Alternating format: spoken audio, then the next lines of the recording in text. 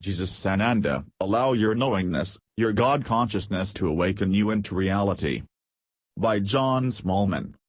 Here in the non-physical realms we watch over you with joy as humanity's awakening process continues to unfold precisely as divinely planned. Remember, all of you participated in that planning. How could you not, being, as you eternally are, one with Source? As we keep on reminding you, there is only one. You are one. Embodied as humans, that most definitely does not appear to be the case, but, as humans, you are effectively one dreaming many different scenarios. Even if it appears that you are sharing a scenario, a dream experience, with others, each individual human experiences it in their own and utterly unique way. As only you can experience your experience, and because you cannot experience another's experience, those experiences reinforce the sense of separateness that remains the purpose of the environment you collectively constructed. You are all eternally alive and well within God's eternal state of oneness and are always able to experience individuality in the same way that we, here in the spiritual realms, which are, of course, right here with you now, do when we talk to you from an identity such as Jesus or Saul or the Divine Mother.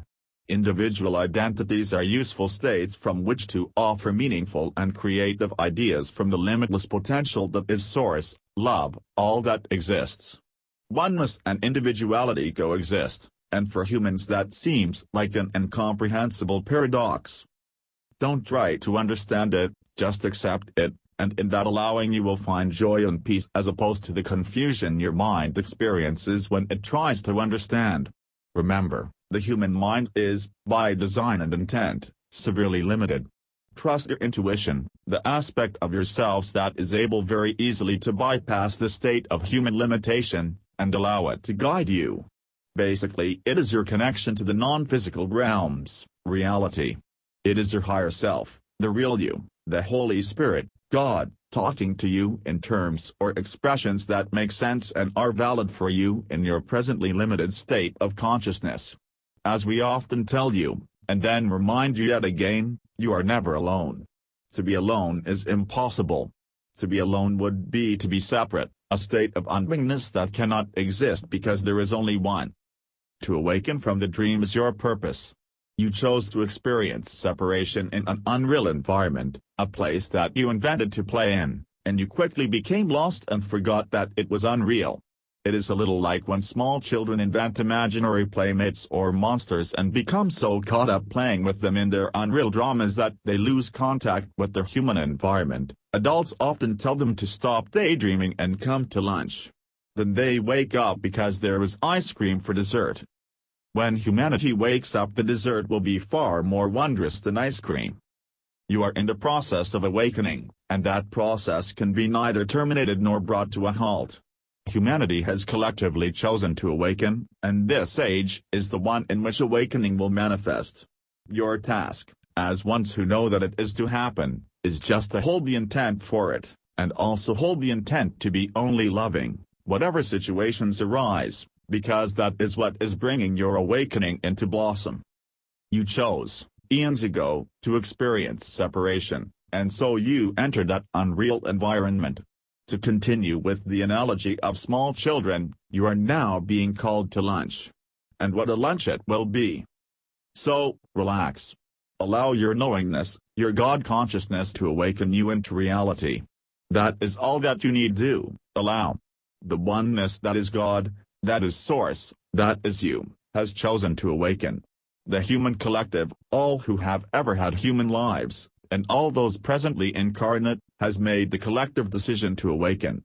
That choice, that decision was never in doubt, because it was made in the instant that you fell asleep in the illusion and constructed it in all its details, one of which is time.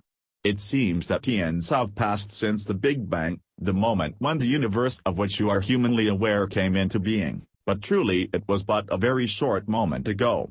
When you awaken, that will be instantly apparent as you realize that you never left your divine home at one with God. Time is a scourge when you are suffering or in pain, as it seems endliness, and it is also a scourge when you are in joy because it seems to last but a moment.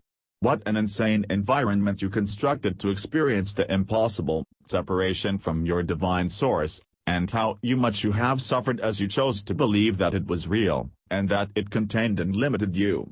But the choice to believe it is real need not be maintained. You can change your mind any time you choose. However, within your human forms, that belief in the reality of the physical world in which you live embodied is very firmly ingrained.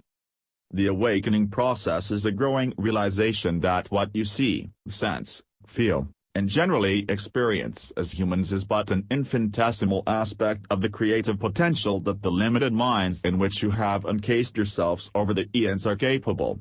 Yes, your severely limited human minds have enormous creative potential. However, you have chosen to hide that potential from yourselves behind fiercely limiting beliefs. Let go of those beliefs. They are like fine veils blowing gently in the breeze that hide reality from you, although allowing brief glimpses when the wind gusts.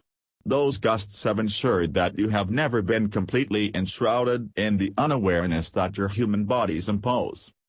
You are far, far more than your human bodies, and these glimpses beyond the limitations that they occasionally appear to permit are divine wake-up calls.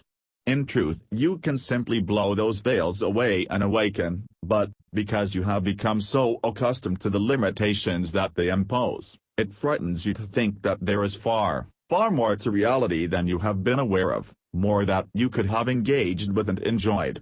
You feel undeserving, perhaps even ashamed in your unawareness, your ignorance.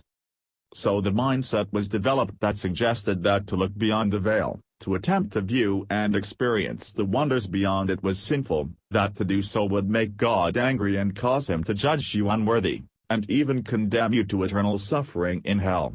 In your fear you needed an even greater fear to keep you enclosed, to maintain a state of fearfulness that would most strongly discourage any desire to look beyond the limits that were restricting you from knowing God, the divine source from which you had never, and could never be separated. That desire to know God was always with you. It was an indication of your true nature, a reminder that there is a divine reality, heaven, of which each of you are essential and inseparable aspects. But you, in your fearfulness, convinced yourselves that it was an unworthy desire, and that to attempt to satisfy it was sinful. God's will for you is eternal and uninterrupted bliss, but because of the intensity of the unreal reality that you had managed to build for the purpose of experiencing separation, you then convinced yourselves that either God, your source, was unreal, or that you were utterly and completely unworthy of attempting to approach him, let alone imagine being one with him.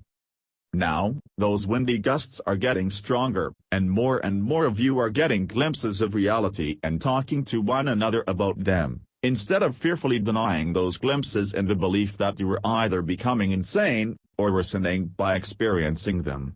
The illusion is insane, you are not. That is why you are waking up. To remain asleep is what is insane, and none of you are insane. How could you, as the divine beings that you are, be insane? To think or imagine that is what is insane. As you have grown in awareness of the truth that there is only God, reality, you have become increasingly aware of the insanity of the environment in which you have spent so many human lifetimes, and that awareness helps you to view those still deeply asleep with compassion and love. That realization makes it much easier for you to let go of all judgment, because you now know that all is indeed well, that there is nothing to fear, and that you are all waking up. What could be more uplifting or inspiring than knowing that your loving brother, Jesus,